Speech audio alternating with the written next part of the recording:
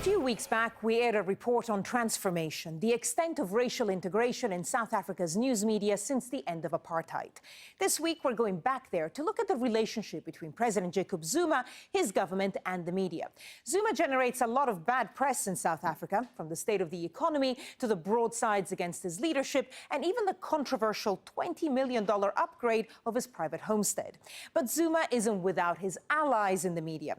There is the state-owned South African Broadcasting Corporation, the SABC, the most influential news outlet in the country, which is frequently accused of pro-government bias. His close relationship with the influential business family, the Guptas, translates into friendly coverage in the outlets they own. And then there's the Independent Media Group, which critics say doesn't necessarily report favorably on the president as much as it goes after the main opposition group, the Democratic Alliance. These are tense times under Zuma's presidency. Race relations are still fraught, corruption is rife, and the local elections that are just around the corner will be a test of the ruling African National Congress Party's appeal, which shows signs of waning. For the president, now more than ever, controlling the message is essential. The Listening Post Nic Muirhead reports from Cape Town.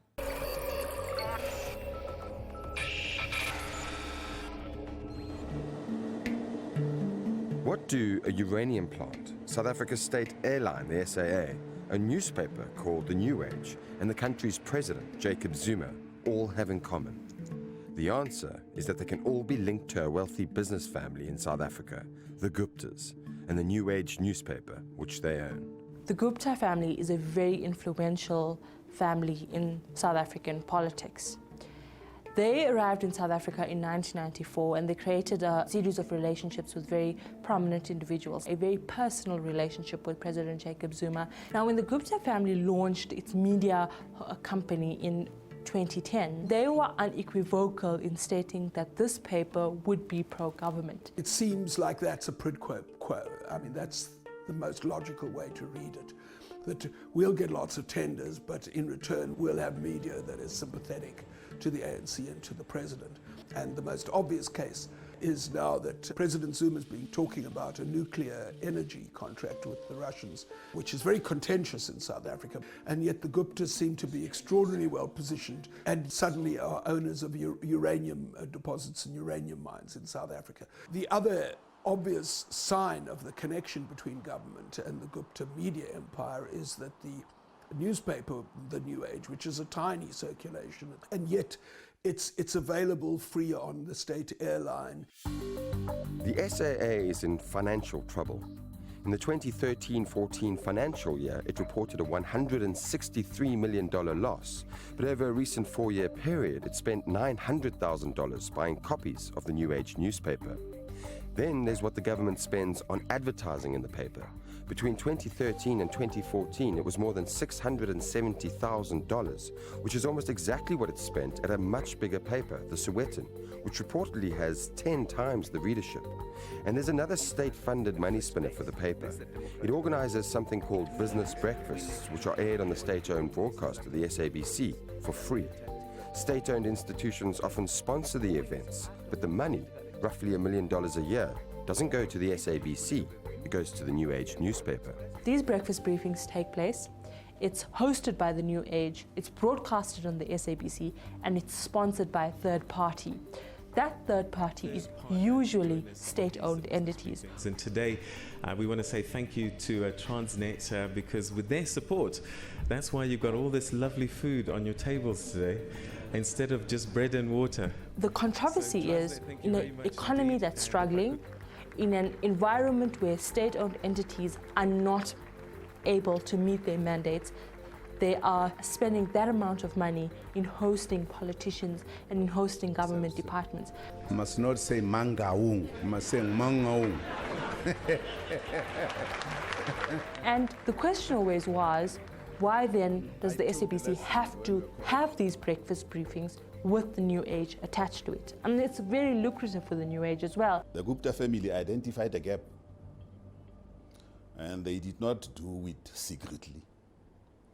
They told everyone when they launched this publication 5 years ago that they were going to report favorably on government. At least, to their credit, they were honest.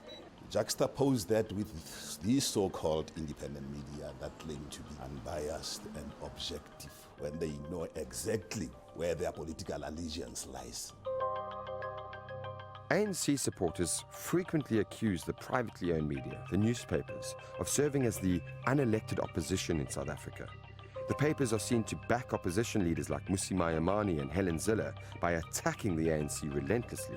In 2009, the main opposition group in South Africa, the Democratic Alliance, or DA, took control of the Western Cape in the general election. It was the first time the ruling ANC party had lost control of the province since coming into power, and it's been losing ground to the DA ever since. In May, South Africans head back to the polls in local elections. And there's a feeling here in Cape Town that the ANC is trying to put the DA on the defensive in its own backyard, and that the media is doing the ANC's dirty work. In 2013, the independent media group, which owns the Cape Times and the Cape Argus, two popular dailies in the province, got a new owner, Sekongelo Investment Holdings. Founded by Dr. Iqbal Survey, who once served as Nelson Mandela's physician, the company has close ties to the ruling ANC party. The takeover of the newspapers was largely financed by the government pension fund, and observers have noticed a change in the editorial stance of the independent newspapers. There's definitely been an attempt to reorientate the editorial agenda at independent newspapers. Whether that's a good or a bad thing, one could well argue that it adds to media diversity in South Africa. I mean, before the takeover, we had 4 large corporations that largely had the same editorial perspective on society. Of course, in a democracy, there should be multiple editorial agendas and diverse ownerships. What is most notable is how the headlines in the Cape Times regularly attack the Democratic Alliance, the opposition party. These are the front page leads with big headlines about the leader of the opposition in the Cape, the Premier of the province, Helen Zille, and her spooks, her spies. And that story, which didn't seem to stand up to the degree that they did it. There was a perception by Ms. Helen Zille and her DA in the Western Cape that the Cape Times in particular were not going to report favorably anymore. What she did, she threatened the Cape Times to withdraw her government subscription to that particular paper. Now, that was a blatant attempt to muzzle the Cape Times. While South African newspapers are agenda setters, their reach pales in comparison to the state-owned broadcaster, the SABC, where critics say the ANC doesn't just have a grip, but a stranglehold. There have been 8 CEOs under Zuma, averaging 1 a year.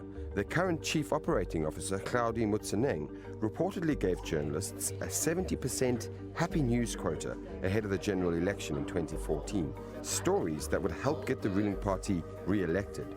And last month, the network banned live phone calls on its radio talk shows, apparently because too many callers were critical of the government and its leadership. The SABC has denied that claim. We do see on the SABC editorial decisions that seem to come out of the blue, outside of the formal editorial decision-making structure. Guests are pulled out of talk shows, programs are cancelled. There's a refusal to screen documentaries that are critical of the state and the ruling party.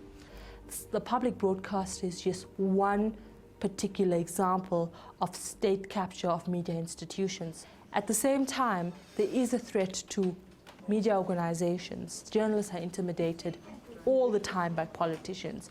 Journalists are obstructed in their work. And so it's really important for media practitioners, for journalists, for media activists, for freedom of expression activists to sort of guard what we have very, very closely. The media are one of the few institutions that are still able to hold power to account in South Africa. But with Jacob Zuma and his government feeling the pressure in Parliament, For you, Honourable President, are not an honourable man. on the streets, and even at home, the media are being pushed to toe the line. And while some news outlets in the age of Zuma can be bought with the carrot, those who rebel could face the stick. In the the process of putting together that report, we contacted both the South African government and the SABC to get their comments, but neither got back to us. However, the New Age newspaper and independent media did respond. The New Age told us that the paper is, quote, broadly supportive of the government. However, our journalists are independent and critical, and our position may change with changes in government. Regarding the revenues from state advertising, the paper's spokesman said the amount is not a significant percentage of their total ad income. He also clarified that the SABC retains all the ad revenue from the breakfast briefings. At independent media, the chief content officer, Karima Brown, took issue with the basis of our story. On specifics, she said the investment of government pension funds into the company had no significant meaning since state funds are invested in other media companies as well. She also denied that the Cape Times or any other affiliated titles report negatively on the opposition.